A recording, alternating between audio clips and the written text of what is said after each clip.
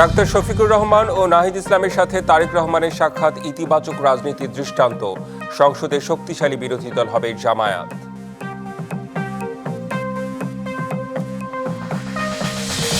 প্রস্তুত হচ্ছে সংসদ ভবন। রীতি ভেঙে দেশের ইতিহাসে প্রথমবার দক্ষিণ প্লাজায় মঙ্গলবার শপথ নেবেন এমপি ও মন্ত্রী প্রতিমন্ত্রীরা।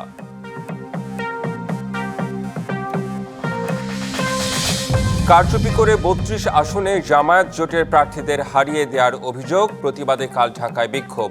অভিযোগ নিয়ে হাইকোর্টে যেতে বলল ইসি।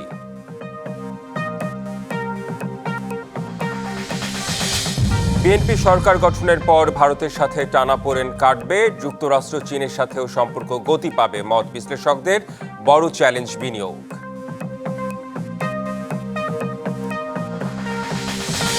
আইনশৃঙ্খলা, অর্থনীতি ও পররাষ্ট্রনীতিতে সফল অন্তর্বর্তী সরকার। দাবি প্রেস সচিবের। সুষ্ঠু নির্বাচনে আত্মমর্যাদা ফিরেছে পুলিশের।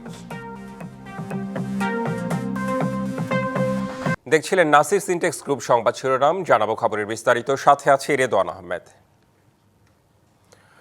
জামায়াতের আমির ডাক্তার শফিকুর রহমান ও এনসিপির আহ্বায়ক নাহিদ ইসলামের সাথে দেখা করলেন BNP chairman Tarique Rahman.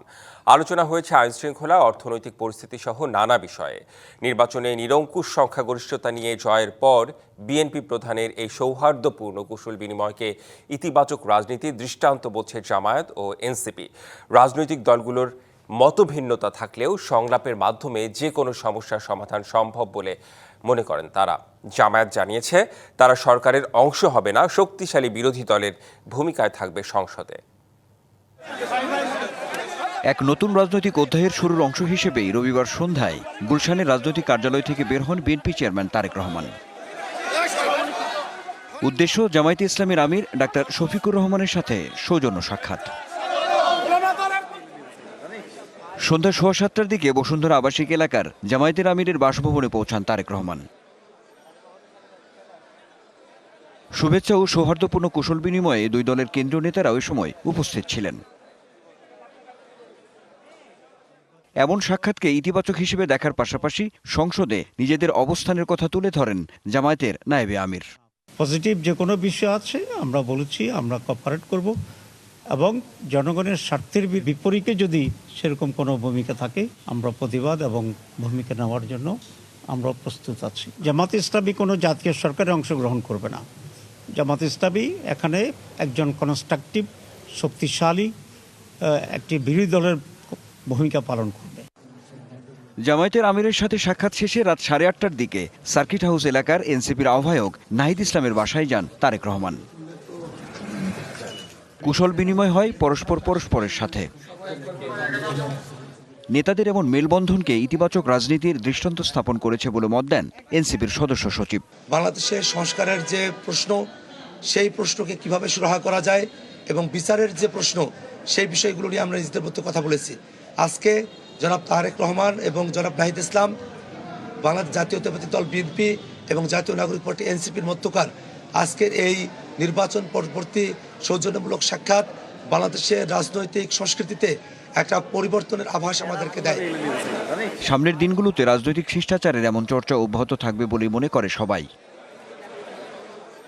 Anwar Hossain, DBC news, Dhaka.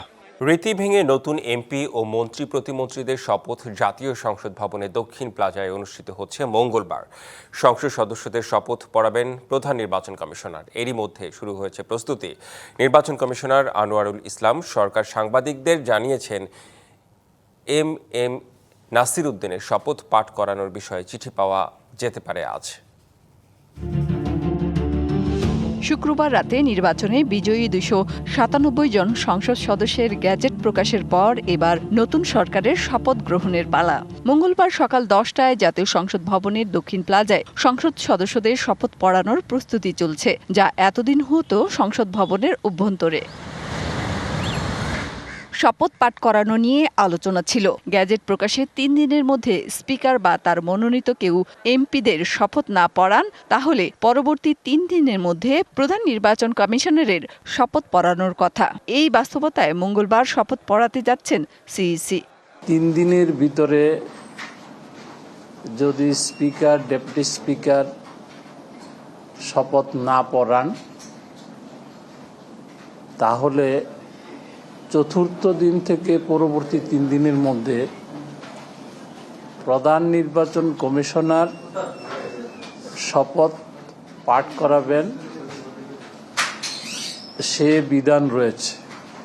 মঙ্গলবার দিন সকাল 10টার সময় সংসদ সদস্যদের শপথ হচ্ছে। যেরকম পরিস্থিতি আমি ধারণা করছি যেটা প্রধান নির্বাচন কমিশনার করাবেন। সংসদ সদস্যদের শপথ গ্রহণের পর নির্বাচনে সংখ্যাগরিষ্ঠ দল তাদের সংসদীয় দলের নেতা নির্বাচন করবেন। এরপর সংসদীয় দলের নেতা রাষ্ট্রপতির কাছে সংখ্যাগরিষ্ঠ সদস্যের আস্থাভাজন হওয়ার বিষয়টি আনুষ্ঠানিকভাবে জানাবেন। রাষ্ট্রপতি তখন তাকে নিয়ম অনুযায়ী প্রধানমন্ত্রী পদে নিয়োগ দেবেন এবং নতুন মন্ত্রিসভা গঠনের আহ্বান জানাবেন। বিএনপি থেকে আমাদের জানানো হয়েছে যে ওনারা ওইখানে বসেই ওই শপথের পরপরই ওনাদের সংসদীয় দলের যে প্রধান তাকে নির্বাচিত করবেন, হয়তো 11:30-12টার দিকে। আর বিকাল 4টায় সাউথ প্লাজাতে শপথ অনুষ্ঠান হবে মন্ত্রিসভার। আর মন্ত্রিসভার সদস্যদের শপথ বঙ্গভবনের দরবার হলে অনুষ্ঠিত হওয়ার রেওয়াজ ছিল। এবার রেওয়াজ ভাঙছে, সংসদের দক্ষিণ প্লাজাতেই শপথ বাক্য পাঠ করাবেন রাষ্ট্রপতি। মেহের মনি, ডিবিসি নিউজ, ঢাকা। তারেক রহমানের নেতৃত্বে নতুন সরকারের শপথ অনুষ্ঠানে যোগ দিতে বাংলাদেশে আসছেন ভারতের লোকসভার স্পিকার ওম বিড়লা ও পররাষ্ট্র সচিব বিক্রম মিশ্রই। এছাড়া আসার কথা রয়েছে ভুটানের প্রধানমন্ত্রী শেরিং তোবগে, পাকিস্তানের পররাষ্ট্রমন্ত্রী ইসাকদার, নেপালের পররাষ্ট্রমন্ত্রী বালানন্দ শর্মার। এর আগে অবশ্য ভারতীয় গণমাধ্যম এনডিটিভি জানিয়েছিল ভারতের প্রধানমন্ত্রী নরেন্দ্র মোদীর এই অনুষ্ঠানে যোগ দেওয়ার সম্ভাবনা কম। প্রতিবেদনে জানানো হয়েছে একই দিন মুম্বাইয়ে ফ্রান্সের প্রেসিডেন্ট ইমানুয়েল ম্যাক্রনের সঙ্গে পূর্ব নির্ধারিত কর্মসূচি থাকায় ঢাকায় আসতে পারছেন না ভারতীয় প্রধানমন্ত্রী। এদিকে সচিবালয়ে পরিবেশ ও তথ্য উপদেষ্টা রিজওয়ানা হাসান জানিয়েছেন নতুন সরকারের শপথ অনুষ্ঠানে কোনো রাষ্ট্র বা সরকার প্রধানকে আমন্ত্রণ জানানো হয়নি। 7 দেশের পররাষ্ট্রমন্ত্রীদের আমন্ত্রণ জানিয়েছে পররাষ্ট্র মন্ত্রণালয়। গণভোটের রায় পুরোটাই মানতে হবে, খণ্ডিত অংশ বাস্তবায়ন দেখতে চায় না জামায়াত। দুপুরে কিশোরগঞ্জের করিমগঞ্জে সাংবাদিকদের এসব কথা জানান জামায়াতে ইসলামের আমির ডাক্তার শফিকুর রহমান। আরও বলেন, সরকারি দল ইতিবাচক কার্যক্রম পরিচালনা করলে সহযোগিতা থাকবে, জনস্বার্থ বিঘ্নিত হলে জনগণের পক্ষে অবস্থান নেবে জামায়াতে ইসলামী। এর আগে নির্বাচনী জনসভায় যাওয়ার সময় হৃদরোগে মারা যাওয়া শাহ আলম এবং কটিয়াদিতে জনসভা থেকে ফেরার পথে সড়ক দুর্ঘটনায় নিহত আব্দুস সালামের পরিবারের সঙ্গে দেখা করবেন জামায়াত আমির। বলেন, যে কোনো প্রয়োজন ও সংকটে পরিবারটির পাশে থাকবে জামায়াতে ইসলামী।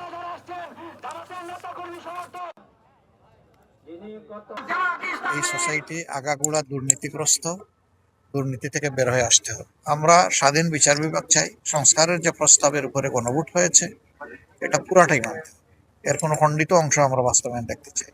সরকারি দল বিরোধী দল হাতে হাত ধরে চলবে যদি সঠিক পথে দেশ চলে, কিন্তু বেঠিক পথে চললে তো ওই চাকা ওখানে চালাবো না। কারচুপি করে 32 আসনে স্বল্প ভোটের ব্যবধানে জামায়াত জোটের প্রার্থীদের হারিয়ে দেওয়া হয়েছে বলে অভিযোগ করেছে 11 দল। এর প্রতিবাদে সোমবার বিকেল 4:30টায় বায়তুল মোকাররমে প্রতিবাদ সমাবেশের ডাক দেওয়া হয়েছে। নির্বাচনে জন আকাঙ্ক্ষার প্রতিফলন ঘটেনি দাবি করলেও জোটের এমপিরা শপথ নেবেন এবং সংসদে গঠনমূলক বিরোধী দলের ভূমিকায় থাকবে বলে জানানো হয়েছে। এদিকে অভিযোগ নিয়ে প্রার্থীদের হাইকোর্টে শরণাপন্ন হতে বলেছেন নির্বাচন কমিশনার আনোয়ারুল ইসলাম সরকার। ত্রয়োদশ জাতীয় সংসদ নির্বাচনে বড় কোনো সহিংসতা না হলেও কিছু কিছু আসনে কারচুপির অভিযোগ করেছে জামায়াত নেতৃত্বাধীন 11 দলীয় জোট। নির্বাচনে অনিয়মের অভিযোগ জানাতে রবিবার নির্বাচন ভবনে যান 11 দলের প্রতিনিধি দল। 4 নির্বাচন কমিশনারের সঙ্গে বৈঠকের পর জামায়াতে ইসলামীর সহকারী সেক্রেটারি জেনারেল হামিদুর রহমান আজাদ বলেন, বিভিন্ন আসনে ভোট কারচুপির অভিযোগ করা হলেও তড়িঘড়ি করে গ্যাজেট প্রকাশ করেছে নির্বাচন কমিশন। ভোট গ্রহণকালীন সময়ে ভোট কেন্দ্রগুলো ভিজিট করতে গিয়ে আমরা যেটা দেখেছি, সেখানে অসুস্থ পরিবেশ বিরাজমান ছিল নানা ধরনের। এখানে জাল ভোট হয়েছে প্রচুর, কালো টাকার ছড়াছড়ি হয়েছে এবং কোথাও কোথাও হুমকি দমকি, সন্ত্রাস, মারামারি অথবা হামলার ঘটনা ঘটেছে। এছাড়া ভোটে কারচুপি ও সহিংসতার প্রতিবাদে সোমবার বিকালে বাইতুল মোকাররম মসজিদের সামনে থেকে বিক্ষোভ কর্মসূচি পালনের কথাও জানান তিনি। শীর্ষ নেতৃবৃন্দের সাথে আলাপ করে আমরা আগামীকাল 16ই ফেব্রুয়ারি ঢাকার রাজপথে বাইতুল মোকাররম উত্তর গেট থেকেই আমরা প্রতিবাদ সভা এবং বিক্ষোভ মিছিলের ঘোষণা দিয়েছি। এদিকে তড়িঘড়ি করে নয়, বরং যথাসময়ে ফলাফলের গ্যাজেট প্রকাশ করা হয়েছে বলে জানান নির্বাচন কমিশনার আনোয়ারুল ইসলাম সরকার। গেজেট প্রকাশের যে সময়কাল, এটি তো আমরা আরো আশাবাদী ছিলাম যে আরো আগে যদি দেয়া যেত ভালো হতো। তড়িঘড়ির তো কোনো প্রশ্নই আসে না, নিয়মের ভিতরে নিয়ম অনুযায়ী। প্রত্যাশার চেয়েও কমিশন ভালো নির্বাচন আয়োজনে সক্ষম হয়েছে বলেও দাবি করেন এই কমিশনার। নির্বাচনটা নিয়ে আমরা সন্তুষ্ট। নাজমুল হুদা, ডিবিসি নিউজ, ঢাকা। ত্রয়োদশ সংসদ নির্বাচনে বিএনপির ভোট দাঁড়িয়েছে প্রায় 4.25 কোটি, যা প্রদত্ত ভোটের 49.97%। ধানের শীষ প্রতীকে লড়াই করে 291 জন এ ভোট পেয়েছেন। এরই মধ্যে দলটি 209 আসন পেয়ে সরকার গঠন করতে যাচ্ছে, আর জামায়াতে ইসলামী এ যাবৎ ভোট ও আসনের রেকর্ড করেছে। এবার দাঁড়িপাল্লা পেয়েছে 2.25 কোটির বেশি ভোট, যা 31.76%। 68টি আসন পেয়ে দলটি দ্বিতীয় অবস্থানে রয়েছে। জাতীয় নাগরিক পার্টি এনসিপি ভোট পেয়েছে 3.05%। সংসদ ও গণভোটের 3 দিন পর রবিবার নির্বাচন কমিশন সচিবালয় থেকে ভোটের এই হিসাব প্রকাশ করা হয়। এবার সংসদ নির্বাচনে মোট ভোট পড়েছে 59.44%।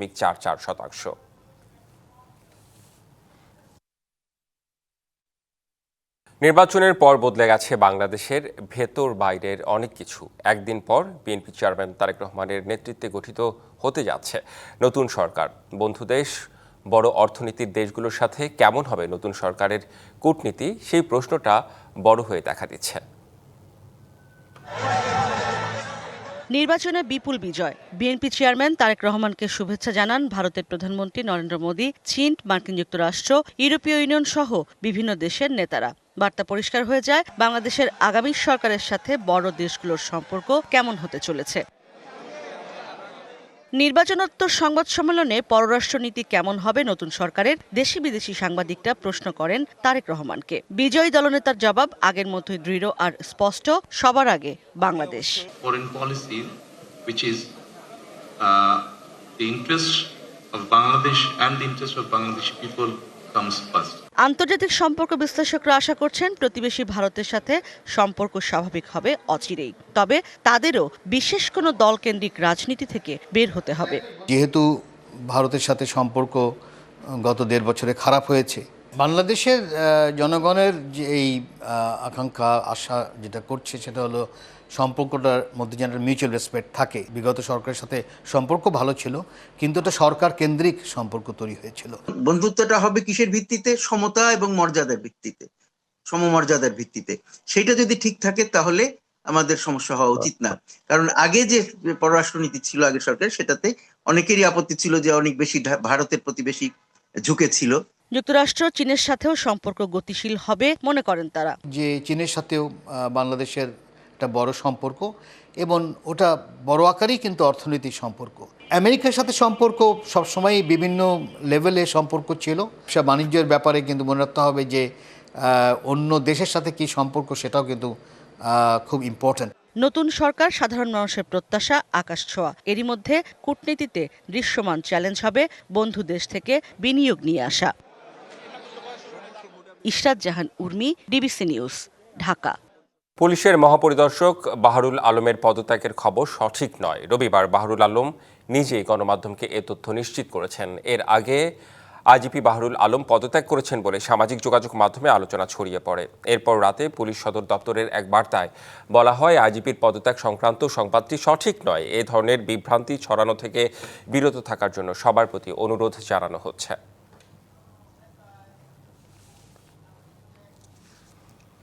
পবিত্র রমজানের কারণে 8ই মার্চের পরিবর্তে 18ই ফেব্রুয়ারি থেকে মাধ্যমিক এবং নিম্ন মাধ্যমিক স্কুলে শিক্ষা কার্যক্রম বন্ধ রাখার নির্দেশ দিয়েছে হাইকোর্ট। অর্থাৎ পুরো রমজানেই বন্ধ থাকবে ক্লাস।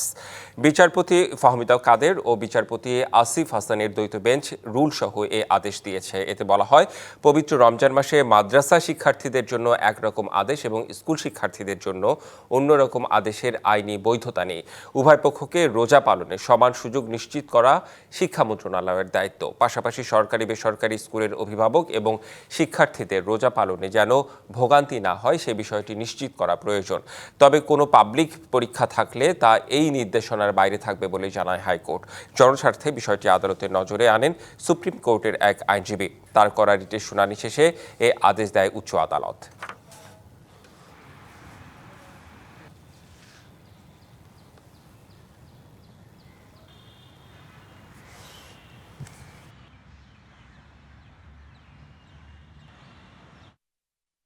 মাধ্যমিক এবং নিম্ন মাধ্যমিক স্কুলসমূহ সরকারি নোটিশ অনুযায়ী 8ই মার্চ হইতে বন্ধ রাখার জন্য যে নির্দেশনা দিয়েছিলেন, মহামান্য আদালত তাহা 18 ফেব্রুয়ারি থেকে বন্ধ রাখার জন্য নির্দেশ দিয়েছেন।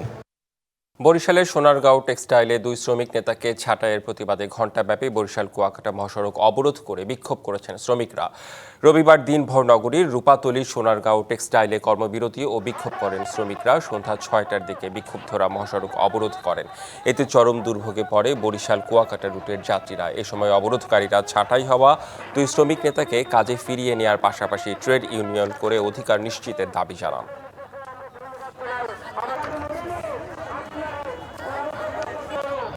বাংলা লোকসঙ্গীতের এক উজ্জ্বল নক্ষত্র বাউল সম্রাট শাহ আব্দুল করিম সুনামগঞ্জের এক অজপাড়া গা থেকে উঠে এসে বাউল গানকে সহজ সরল ভাষায় পৌঁছে দিয়েছেন বিশ্বজুড়ে। দোতারা হাতে সারা জীবন লড়াই করেছেন দারিদ্র্যের সঙ্গে, কিন্তু রেখে গেছেন অমূল্য সব সুর ও বাংলা লোকসঙ্গীতের বিশাল ভাণ্ডার। গুণী এই মানুষের 110তম জন্মবার্ষিকী।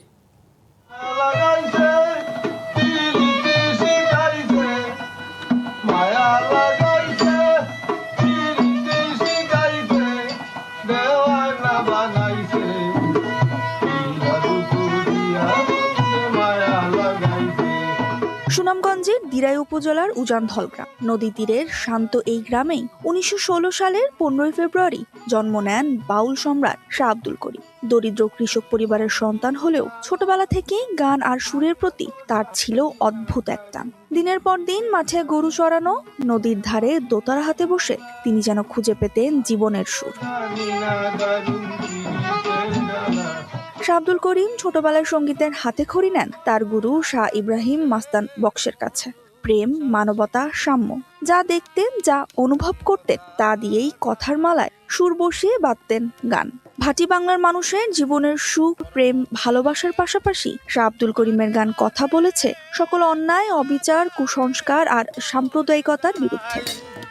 আমরা দেশের মজুর চাষী, স্বাধীনতা নাই। লোকসঙ্গীতের এক বিশাল ভান্ডার রেখে গেছেন বাউল সম্রাট শাহ আব্দুল করিম। এক জীবনে তিনি লিখেছেন প্রায় 5 শতাধিক গান। প্রজন্ম থেকে প্রজন্মে ছড়িয়ে পড়া এসব গান আজও সমান জনপ্রিয়। সহজ ভাষা, গভীর ভাবনা আর দোতারার টানে তৈরি এসব সুর বাংলা লোকসঙ্গীতকে চিনিয়েছেন নতুন ভাবে।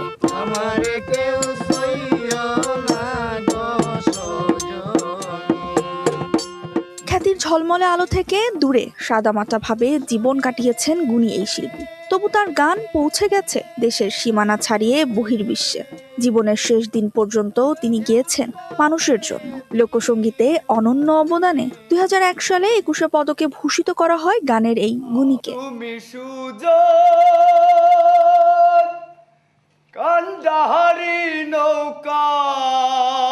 সালের 12 সেপ্টেম্বর মৃত্যু নামের সত্যে ঠিকই পৃথিবীর মায়া ত্যাগ করেছেন শাহ আব্দুল করিম। তবে গানে সুরে অনন্তকাল শ্রোতার হৃদয়ে অমর হয়ে থাকবেন এই সুসাধক। জন্মদিনে বাউল সম্রাট শাহ আব্দুল করিমের স্মৃতির প্রতি রইল আমাদের বিনম্র শ্রদ্ধা। ফারা তাসনিম, টিবিসি নিউজ ডেস্ক। জাঁকজমকপূর্ণ আয়োজনে হয়ে গেল কেমিক্যাল উৎপাদনকারী প্রতিষ্ঠান সামুদা স্পেক কেম লিমিটেডের brand Sam Bond national sales conference 2026। গাজীপুরের রাজেন্দ্রপুরের ব্র্যাক সিডিএমে এই আয়োজনে 2025 সালের ব্যবসায়িক ফলাফল বিশ্লেষণের পাশাপাশি গত অর্থ বছরে দ্বিগুণ প্রবৃদ্ধির সাফল্য উদযাপন করা হয়। একই সঙ্গে 2026 সালের জন্য সুস্পষ্ট লক্ষ্য, কৌশল এবং টেকসই প্রবৃদ্ধির রূপরেখা উপস্থাপন করা হয়। উদ্বোধনী অনুষ্ঠানে head of sales and marketing Mahmudul Hasan, head of operation Mizanur Rahman নানা দিক নির্দেশনা দেন। পরে সেলস টিম ও পরিবেশকদের সম্মাননা দেওয়া হয়। ছিল সাংস্কৃতিক আয়োজনও। চীনে ইরানের তেল রপ্তানি কমাতে বড় পদক্ষেপ নেয়ার বিষয়ে একমত হয়েছেন মার্কিন প্রেসিডেন্ট ডোনাল্ড ট্রাম্প ও ইসরায়েলের প্রধানমন্ত্রী বেনিয়ামিন নেতানিয়াহু। মার্কিন দুই কর্মকর্তার বরাত দিয়ে এ তথ্য দিয়েছে মার্কিন সংবাদ মাধ্যম অ্যাক্সিওস। তাদের প্রতিবেদনে বলা হয়, ইরানের বিরুদ্ধে সর্বোচ্চ চাপ নীতি আরও জোরদার করা হবে। লক্ষ্য একটাই, চীনে তেহরানের তেল রপ্তানিকে বড় ধাক্কার মুখে ফেলা। বর্তমানে ইরানের ৮০% বেশি তেল রপ্তানি হয় চীনে। রপ্তানি কমে গেলে বড় বিপদের মুখে পড়বে ইরানের অর্থনীতি। এই বিষয়ে রবিবার চীনের পররাষ্ট্র মন্ত্রণালয় জানায়, আন্তর্জাতিক আইনের আওতায় বিভিন্ন দেশের মধ্যে যে স্বাভাবিক সহযোগিতা পরিচালিত হয় তা সম্পূর্ণরূপে ন্যায়সঙ্গত ও বৈধ। এই ধরনের সহযোগিতাকে যথাযথ সম্মান প্রদর্শন ও তার সুরক্ষা নিশ্চিত করা উচিত বলে মনে করে বেইজিং। যুক্তরাজ্য ও কানাডার নাগরিকদের জন্য ভিসামুক্ত প্রবেশ সুবিধা চালু করার ঘোষণা দিয়েছে চীন। রবিবার চীনের পররাষ্ট্র মন্ত্রণালয় এক বিবৃতিতে এ তথ্য নিশ্চিত করে। বিবৃতিতে জানানো হয়, কানাডা ও যুক্তরাজ্যের সাধারণ পাসপোর্টধারীরা সর্বোচ্চ 30 দিনের জন্য ভিসা ছাড়াই প্রবেশ করতে পারবেন চীনে। নীতিটি 31শে ডিসেম্বর পর্যন্ত কার্যকর থাকবে। গত জানুয়ারিতে ব্রিটেনের প্রধানমন্ত্রী কিয়ার স্টারমার ও কানাডার প্রধানমন্ত্রী মার্ক কার্নি বেইজিং সফরের সময় দুই দেশের সম্পর্ক জোরদারের বিষয়ে আলোচনা করেন। এছাড়া চীনের প্রেসিডেন্ট শি জিনপিংয়ের সঙ্গেও সাক্ষাৎ করেন তারা। ওই বৈঠকেই চূড়ান্ত হয় চীনে ভিসামুক্ত প্রবেশের বিষয়টি। চীনের পররাষ্ট্র মন্ত্রণালয়ের দাবি, এই সিদ্ধান্ত বিভিন্ন দেশের সঙ্গে চীনের জনগণের পারস্পরিক যোগাযোগ আরও সহজ করবে।